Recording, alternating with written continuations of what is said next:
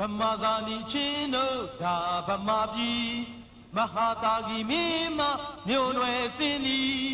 တပါတာရှိလင်း၍အာနာပိုင်နတိဒါဗမာပြည်စီတဲ့ညီ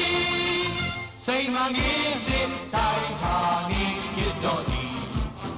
နိုင်ငံလေးနဲ့တို့တာဝန်ထမ်းဆောင်ရရဲ့ဗမာတွေသို့ပို့ခဲ့ကြသည်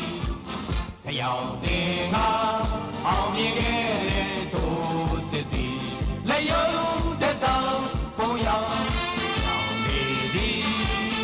မောဘုံဒီချုံတောက်ခဲ့ပြီဗမာတွေတတ်ကြည်သွားကုန်၏ကဘာအထွတ်တိုင်ဒီဗမာတလုတ်တိုင်ဒီသာလီအာသာလီမနီအောင်လာတော့တိုက်တီတိုင်းမြမရွှေကြီးတို့လူများကြိုးစားကြသည်